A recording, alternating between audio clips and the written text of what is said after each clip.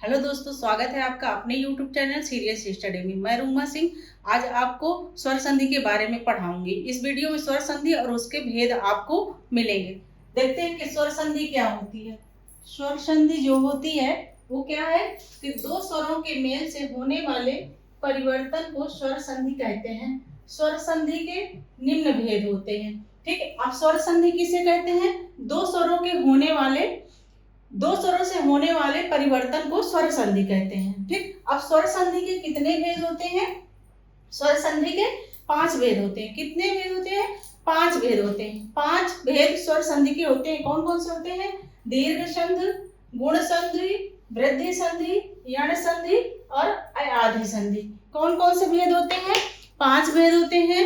दीर्घ संधि, गुण संधि, यण संधि और अयाधि संधि और वृद्धि संधि। स्वर संधि के 5 भेद समझ में आए। अब आगे देखते हैं कि पहला भेद कौन है स्वर संधि का? तो दीर्घ संधि। पहला भेद कौन सा है? दीर्घ संधि। अब दीर्घ संधि को हम कैसे पहचानेंगे? तो दीर्घ संधि की पहचान है कि जहां बड़ी मात्रा लगी हो वहां दीर्घ संधि होती है। यानी जिन शब्दों में बड़ी की मात्रा लगी हो वहां दीर्घ संधि होती है। अब पहचानने के लिए एक ट्रिक है कि दीर्घ संधि को कैसे पहचानेंगे। तो शब्दों के बीच में, कहां पर?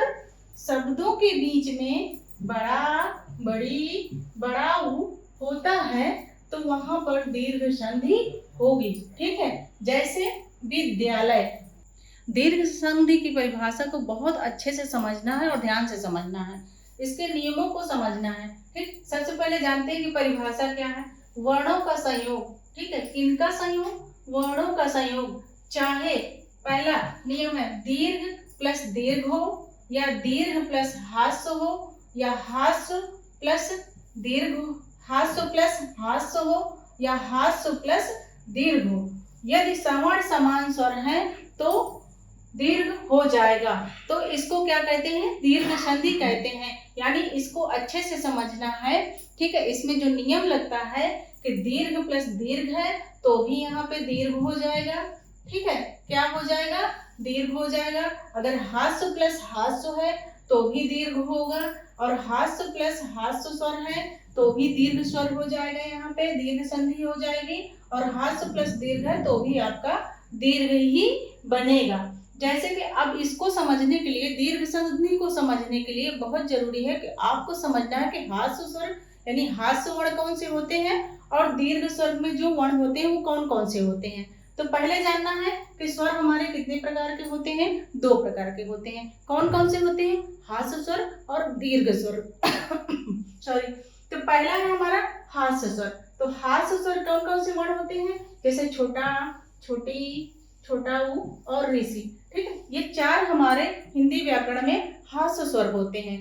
ठीक, और दूसरा क्या है? दीर्घ स्वर। दीर्घ स्वर में हमारे 7 जो है स्वर आते हैं। कौन कौन से? बड़ा आ, बड़ी ई, बड़ा ऊ, ए, आए, ओ और आओ।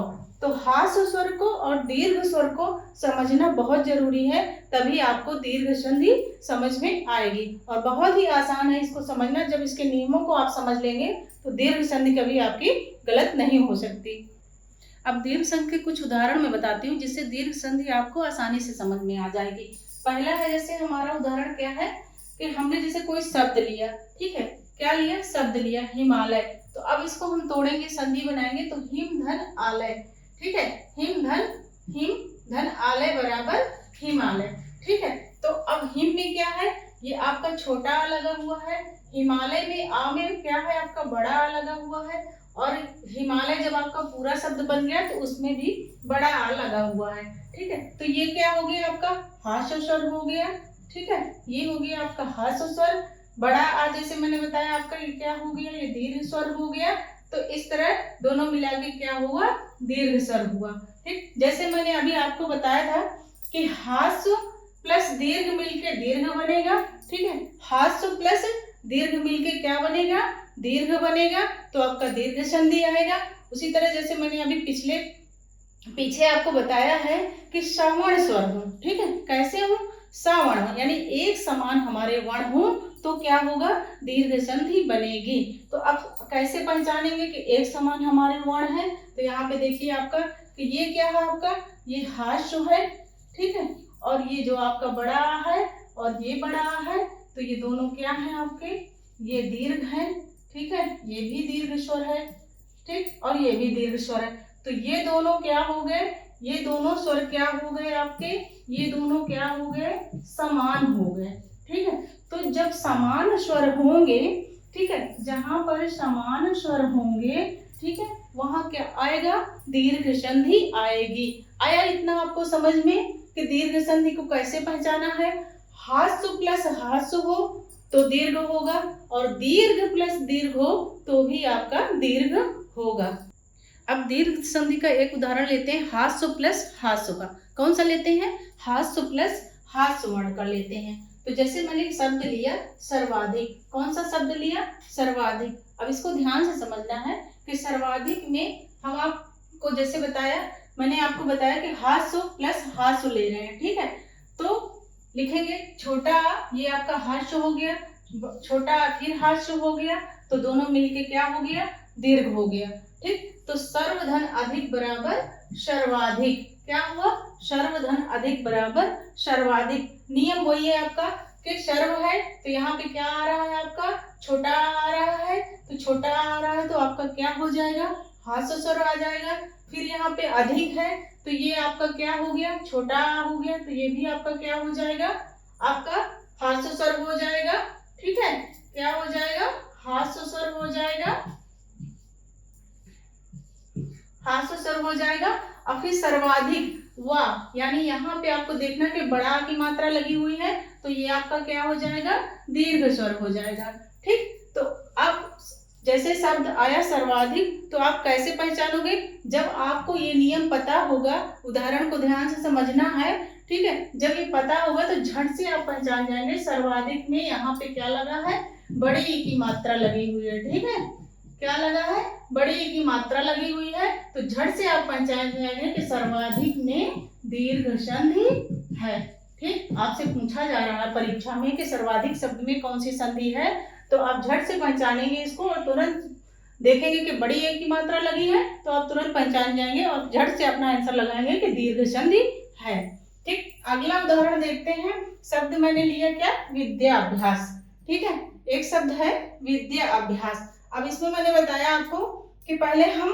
विद्याभ्यास में, ठीक है, आपका विद्या है तो यहाँ पे क्या आ रहा है, बड़ा की मात्रा आ रही है, तो बड़ी की मात्रा है तो आपका दीर्घ हो जाएगा, ठीक। छोटा है तो हास्य हो गया, यानी दीर्घ प्लस हास्य का उदाहरण मैं बता रही हूँ आपको, ठीक है, दीर्घ प्लस हास्य का उदाहरण है तो भी आपका दीर्घ ही बनेगा, ठीक। कैसे बनेगा इसको समझते हैं कि विद्या, ठीक है, तो आपका ये क्या हो गया, बड़ी की मात्रा लगी हुई है यहाँ पे, तो आपका ये क्या हो गया, दीर्घ हो गया, ठीक है, यहाँ पे दीर्घ स्वर हो गया।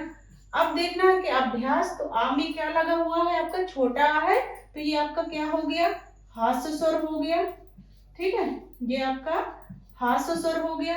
अब यहाँ पे देखो कि विद्याभ्यास, विद्या यानी ये जो दा है, दा में क्या लगा है, बड़ी की मात्रा लगी है, तो जब बड़ी की मात्रा जहाँ पे आ जाएगा वहां पे आपका क्या हो जाएगा, बड़ी की मात्रा आपकी दीर्घ स्वर में आएगा, तो आपका क्या होगा, ये विद्याभ्यास में कौन सी संधि आएगी, तो झट से पहचानेंगे और दीर्घ संधि को आप यहाँ पे आंसर लगा देंगे।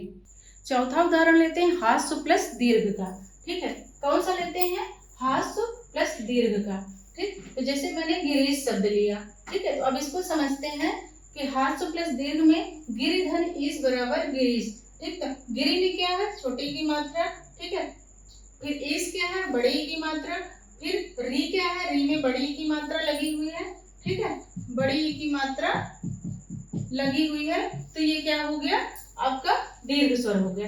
तो हास्य स्वर प्लस दीर्घ स्वर प्लस दीर्घ स्वर, ठीक है, यानी हास्य स्वर प्लस दीर्घ स्वर मिलके क्या बन गया आपका, दीर्घ स्वर बन गया, ठीक। तो गिरीश में कौन सी संधि आएगी, दीर्घ संधि आएगी, ठीक है, कौन सी संधि होगी, दीर्घ संधि होगी।